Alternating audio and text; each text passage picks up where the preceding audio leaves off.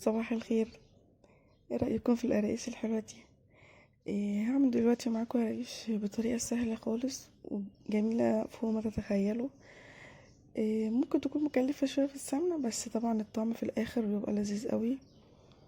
إيه انا عايزة اقول لكم ان هي يعني نصها خلص قبل ما تطلع من الفرن. لان عنده الفرن طبعا بيسوي من تحت الاول، بعد كده من فوق اشغل الشواية. يلا ندخل على الطريقة على طول. اول حاجة هعملها، هجيب معلقة شمر كبيرة ومعلقة ينسون كبيرة، حمصهم كده زي ما انتوا شايفين لحد ما احس ان ريحتهم طلعت. تقلبتين بسطاء كده، عشان ننزل بيهم على الرقيش بعد ما نطحنهم. ندخل بقى على مقادير العجينة.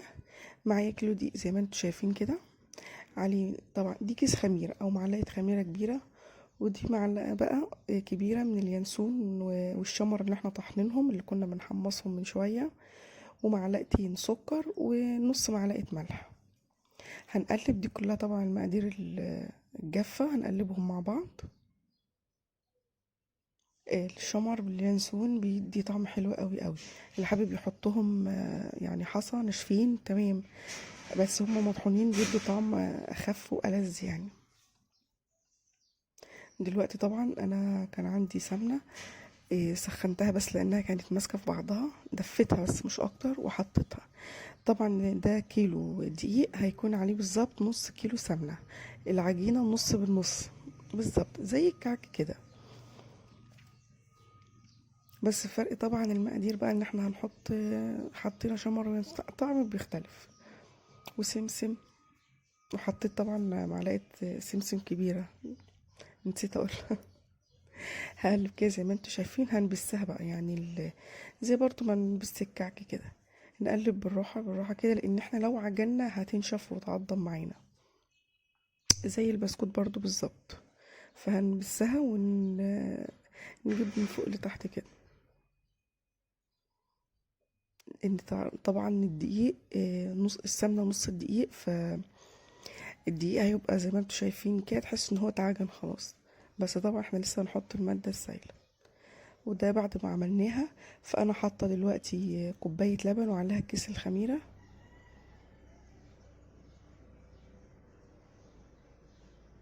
هقلبهم. هي الكيلو هياخد مثلا كوبايتين كبار لبن او كوبايتين الا ربع حسب طبعا الدقيق. بس انا عملتها كده يعني اخدت مني 3 كوبايات صغيرين. هفضل اقلب كده وانزل باللبن واحده واحده. المقادير سهله جدا هقولها لكم تاني. معانا كيلو دقيق، نص كيلو سمنه، 3 كوبايات لبن زي ما انتم شايفين كوبايه صغيره، معلقه خميره كبيره، معلقه سمسم كبيره، معلقه كبيره شمر على ينسون مطحون، معلقتين سكر، نص معلقه ملح. زي ما انتم شايفين كده هنقلبه. ما تقلقوش خالص لان الدقيق هيشرب اللبن واحده واحده، لان دي المقادير المظبوطه. وده طبعا بعد ما عجناها ولمت، وزي ما قلنا احنا بنلمها مش بنعجن عشان ما تنشفش، لما نيجي نقطعها ما تنشفش. زي ما انتوا شايفين كده العجينه كانت طريه جدا وجميله. بصوا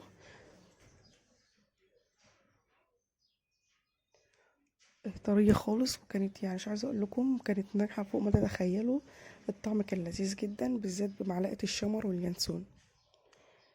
اللي مش حابب طبعا يحطها يعجنها كده عادي بالسمسم، او طبعا كل واحد على ذوقه، كل واحد بيعمل اللي هو بيحبه. هسيبها بس ترتاح 5 دقايق. هولع الفرن واغسل الصاج وادهن الصاج زيت. في ناس ما بتدهنش، انا عامله برضه بس هو طبعا اطمئنان. دلوقتي دي افضل طريقه بقى لفرد القراقيش عامه. هناخد حته كده ونعملها مستطيل طويل، ونقوم جايين طبعا مقطعينها.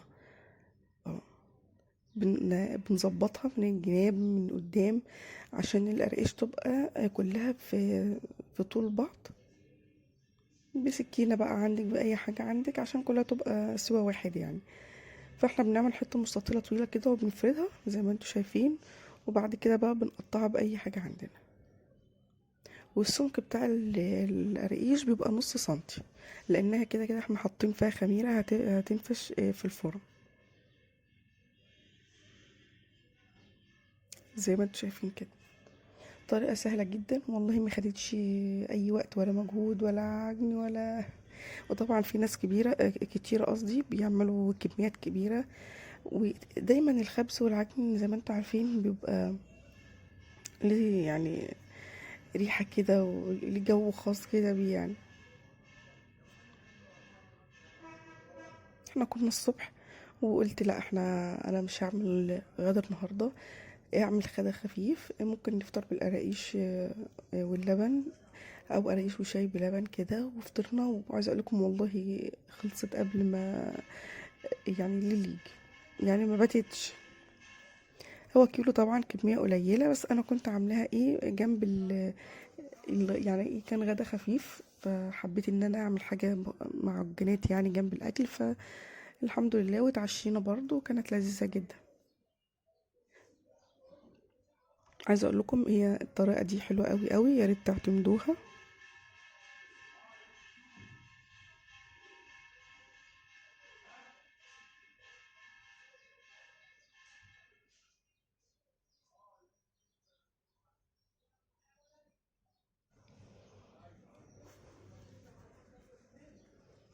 نفرد بقى زي ما انتم شايفين كده. ايه دلوقتي زي ما انا قلت لكم الفرن انا طبعا مشغلاه لان الافران طبعا لازم تبقى شغاله. إيه واحنا بنعمل المخبوزات قبلها عشان عايزين يسخن. هنقطع ونشكل كده بقى ونرص على الصاج زي ما انتم شايفين. والتقطيع دوت ما بياخدش وقت. احنا مثلا لو عندنا اطفال ممكن نخليهم يعملوا التقطيع وهم يقطعوا ويساعدونا طبعا عشان يتعلموا. بس انا ولادي كانوا للاسف نايمين لان كنا الصبح. وده بعد ما قطعنا ورصيناه على الصاج بتاع الفرن. وده الصاج اللي انا كنت دهناه زيت، وفي صينيه صغيره ما كنتش دهناها لان كده كده هي فيها كميه كفايه من السمن. ده القرقيش، وطبعا حجمها هيزيد في الفرن عشان احنا حاطين فيها خميره. ومش ننسى طبعا ان اي معجنات او اي حاجه احنا بنعجنها لازم نسيبها نرتاح، اذا كانت هتخمر او ترتاح بس عشان تبقى معانا حلوه في الفرد.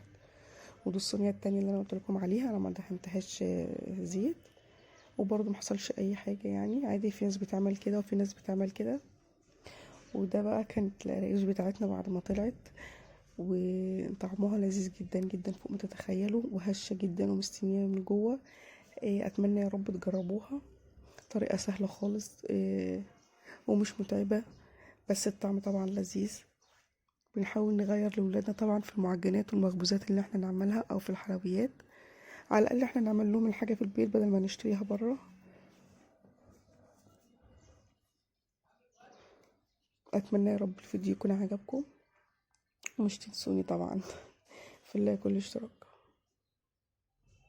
مع السلامه.